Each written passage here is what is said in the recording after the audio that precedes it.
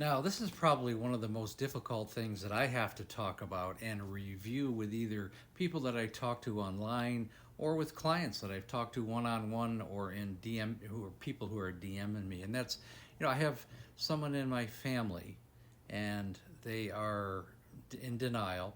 They're gaslighting us. Everybody has a problem but them. They're drinking hard alcohol on a daily basis.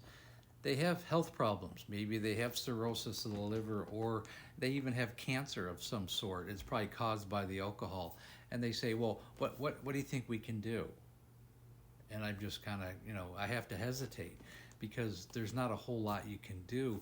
And that kind of scenario, it's very limited in what you can do and the options for the alcoholic. So let's answer this a little bit further.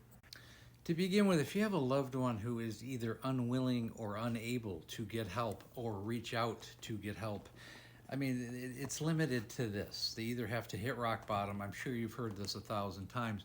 Rock bottom for a lot of people means they're going to die. That's a reality.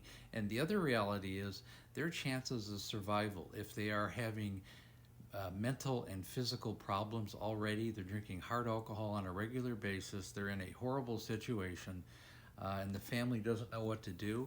I mean, honestly, you have a 0 to 5% chance of survival in that particular case. The person has got to flick the switch. They've got to admit they have a problem and do something about it. And even if they do, it still might be too late because the physicality of the years of alcohol abuse have wreaked havoc on their life. And there's only so much you can do. A lot of times it's time to prepare for the obvious.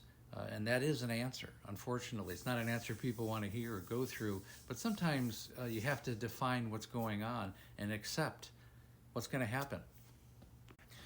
And again, it's not to say that there's zero hope, but something seriously has to take place. Something has to get in that person's way. Maybe they do hit rock bottom. But if sometimes when people get that far down, they no longer have the resources to get help, or the people in their life have long since deserted them. This is when there's a serious issue. This is when people have zero hope, when no one is left. And sometimes it's a decision that the families have to make because they can't take it anymore. They have to worry and concern themselves with their own mental health.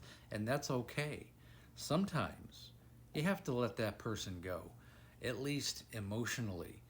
Maybe you have to avoid that person or segment that person to smaller amounts of time in your life or none at all. That's up to you.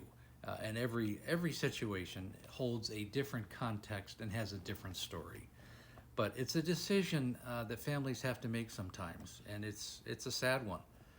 It's sad for the alcoholic and it's sad for the family. And the only reason why I make a video about this, because it's a video that very few people talk about, and it is the end of the road for some people, and that's a reality. And there are some people who still could be saved, but they still have the same denial and gaslighting going on in their life, and they're headed in that direction anyways. Whenever there's denial, you got a serious problem, no matter what stage that person is in.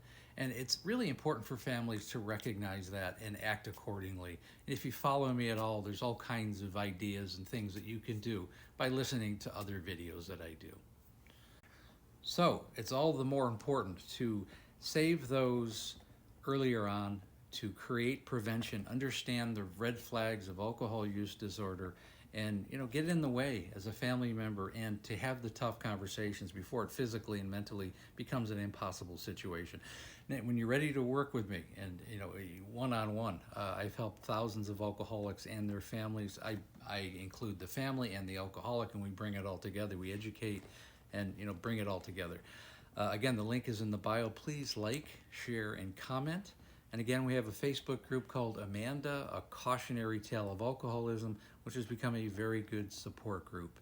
And again, thanks for listening.